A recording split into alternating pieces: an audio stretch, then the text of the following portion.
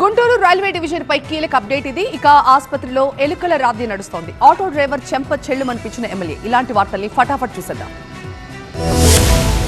Party regional coordinators తో అమరావతిలో 2 గంటల పాటు సమావేశం నిర్వహించారు మంత్రి లోకేష్. జిల్లాలో నిర్మించి తలపెట్టిన పార్టీ కార్యాలయాల నమూనాలను ప్రదర్శించి కోఆర్డినేటర్ల అభిప్రాయాన్ని తెలుసుకున్నారు. పార్టీ అనుబంధ సంఘాలను బలోపేతం చేయాలని లోకేష్ సూచించారు. పెండింగ్ లో ఉన్న పార్టీ కమిటీలపై దృష్టి పెట్టాలన్నారు. మిగిలిన నామినేటెడ్ పదవులకు అర్హులైన అభ్యర్థుల జాబితాను సిద్ధం చేయాలన్నారు. నియోజకవర్గాల్లో జరిగే గ్రీవెన్స్ల సమస్యలు ఎంతవరకు పరిష్కారం అవుతున్నాయో తెలుసుకోవాలన్నారు. దీనికి సంబంధించిన నివేదికను కోఆర్డినేటర్లు తయారు చేయాలన్నారు. డీఆర్సీ సమావేశం జరిగే రోజు ఇన్ఛార్జ్ మంత్రి ఆధ్వర్యంలో పార్టీ సమన్వయ కమిటీ సమావేశం నిర్వహించాలన్నారు. ప్రతి జిల్లాలో పార్టీ కార్యాలయ నిర్మాణం గురించి మంత్రితో కలిసి కోఆర్డినేటర్లు చర్చించాలన్నారు.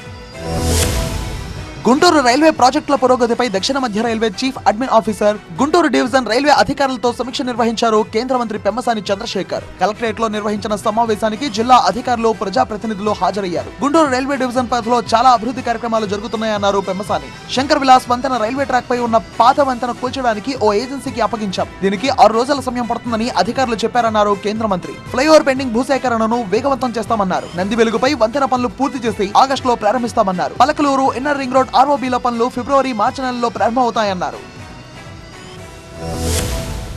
మధ్యప్రదేశ్ జబల్పూర్ లోని విక్టోరియా ఆసుపత్రిని ఎలుకలు వేధిస్తున్నాయి. నవజాత శిశువులకు తీవ్ర ముప్పు కలిగిస్తున్నాయి. 40 మంది చిన్నారులున్న ఆసుపత్రిలో ఓ 2 ఎలుకలు కరవడంతో తల్లిదండ్రులు ఆందోళన దిగారు. ఆసుపత్రి యాజమాన్యంపై తీవ్ర ఆగ్రహం వ్యక్తం చేస్తున్నారు. ఇదిగో ఎలుకలు రెచ్చిపోతున్నాయని వీడియోలు చూపించిన సిబ్బంది స్పందించకపోవడంతో చిన్నారుల ఆరోగ్యంపై ఆందోళన వ్యక్తం చేస్తున్నారు. వెంటనే ఉన్నతాధికారులు స్పందించాలని, తక్షణమే ఎలుకలను తరిమి కొట్టాలని వేడుకుంటున్నారు. తెచ్చుకున్న భోజనం కూడా ఆసుపత్రిలో తినే పరిస్థితి లేదంటున్నారు. ఆఖరికి హాస్పిటల్లోని మంచినీళ్లు తాగాలన్నా భయం వేస్తుందని వాపోతున్నారు.